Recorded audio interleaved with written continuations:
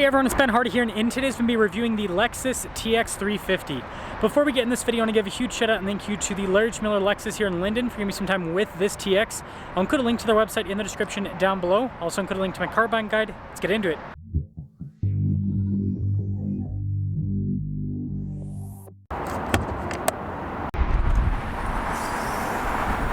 Under the hood, we have a turbo 2.4 liter four-cylinder that goes through an 8-speed automatic transmission. Fuel economy is 20 around town and then 26 on the highway, with power outputs being 275 horsepower and then 317 pound-feet of torque. Before we move forward with this review, I do want to mention if you want to see more videos just like this, then I recommend you subscribe because I post content every single day. So taking a look at the hood, notice how it raises up towards the center, kind of a cool little, call it a bench design. Anyways. See the lights here, also pretty spunky. You got fog lights down below, and then really big grille. Again, that's Lexus's modern design language. Turning wheel setup is 255 by 55 by 20 in the front and over in the rear. And you can see here at the wheels, you've got the silver and the metallic gray. We've got these nice body painted fender flares. You can see the nice painted trim on the mirror caps, and look at the chrome trim that goes around. And there's your side profile. This leads us to the key fob. We have our lock and unlock function. We got the opening here for the rear hatch. You got the Lexus logo there on the back. And this is why you get a TX. So this obviously is not like Tahoe size in terms of an SUV, but it's a larger 3-row SUV. You actually get decent space behind the third row. You can also fold down the third row with those little buttons right there. Nice trim pieces here in the back as well. So more practical when it comes to cargo. And then you can just press that and that will lower the hatch right back down. You got this cool light bar design here all across the back. And the back end, pretty boxy, I'd say. Now popping inside, you got the weird electronic door handles, but soft touch up top. See here with the sunshades. Nice trim all over. You can see with the little window control there, the door handle release. And then here are the seats. I do find them kind of interesting. You can see got the leather mixed with like the suede trim there. And then space again in the TX is going to be good. Good legroom, a storage pocket. Heated and ventilated seats here in the second row. You got your own climate zone, USB ports, some cup holders here in the center. And then got this nice stitching and everything on the armrest. And then with the third row, I'd reserve it for kids, but you can technically fit adults. And they give you nice padding there on the armrest in the back too, which is cool. And then you've got good headroom here in the back. This leads us up front where, again, you've got soft touch. You can see down below as well, the stitching that goes across. All of our window controls right here. The mirrors do power fold in. Got blind spot monitoring with the mirrors. And this is cool again for the popper. And look at this with the front seat. It's kind of cool with the overall design. I will say, interesting to see the Lexus is putting a little cloth strip right there. Got your power seat adjustments. Memory seat function there as well, and then the steering wheel is power adjustable too.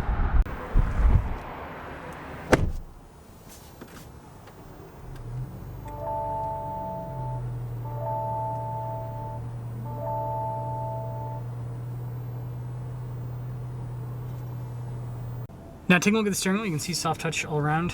Paddle shifters there on the back. Got a bunch of practical controls here on the front, including our adaptive cruise control with your lane centering. And then you got your regular stalks there on the back. Digital gauge cluster here in the center, which can display different bits of information, but a lot of stuff is also in the heads-up display now. Like you can see, I can scroll through different items there with the heads-up display. So they kind of expect you to use it a little bit more, but I mean, you can still use the gauge cluster here for a lot of stuff. And speaking of a lot of stuff, when you pop it into like sport mode, for example, it makes it look a little bit more aggressive. We've got 360 camera system here, trajectory lines turn with the steering wheel, and good resolution overall. You can see heated and ventilated seats, heated steering wheel on top of that. And yeah, quick response time with the screen, so that's all good. And also the climate controls and everything built into the screen. I think that's a pretty cool setup there. Definitely futuristic looking. Soft touch across the dash there. You can see down below with like the suede there, kind of interesting. We've got a bunch of USB-Cs. You can see parking assist for the camera, and then you've got your wireless phone charging pad, and you got storage underneath it.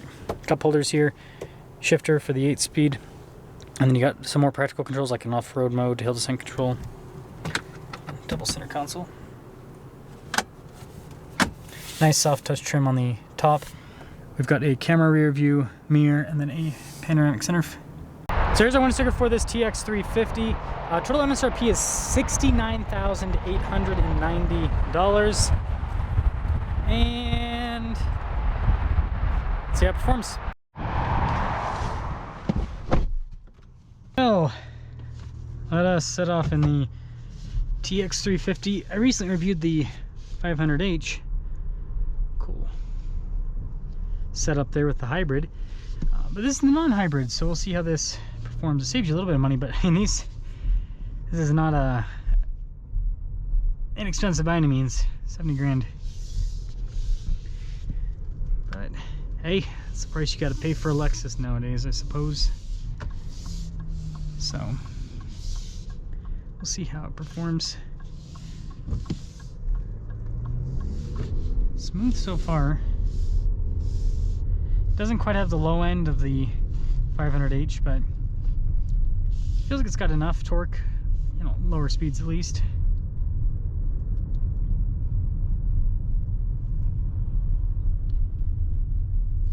Yeah, ride quality is pretty good overall.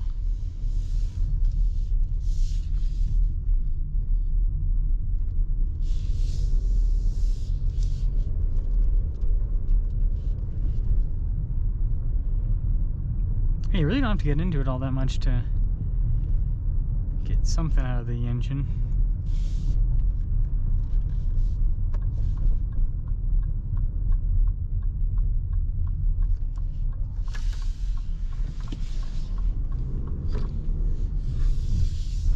Yeah, suspension is nice.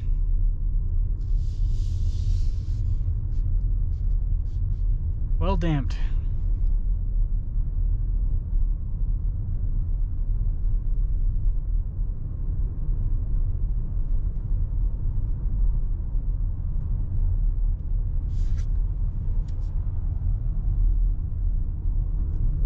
Set up there, let's see. Not bad at all. Again, doesn't have that same initial shove as the 500H, but it still is, it's solid, and the transmission's quick enough.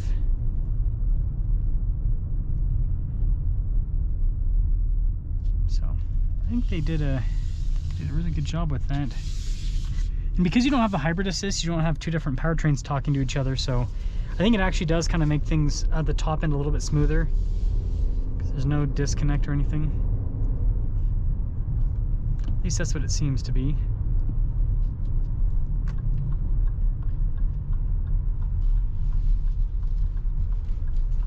Bump bump. So do some things up here with the TX 350. I think there's a good question with Lexus. So you can see the GX right there. That one looks like that's an overtrail. But if you get the non-overtrail GX, you're, for similar features, a bit more money, but a very similar sized vehicle. You can get a third row and all of that. And so that's an interesting question. Would you go for the TX or the GX? I think the TX is going to be better on road, of course, because it's not a truck, right? It's unibody, independent suspension all around, whereas the GX has a solid rear axle and then independent front suspension. And what I will say is the GX without the EKDSS does not ride horribly, but it doesn't ride all that well. The EKDSS is a huge game changer for the GX. And so if you're comparing a non-EKDSS GX to this is just gonna ride better. Yeah, nice interior in general, really nice materials all throughout. So yeah, let me know what you guys think about the Lexus TX here. Would you go TX 350? Would you go 500H, or would you go GX? I think the 500H TX is a, if you're just looking for 3-row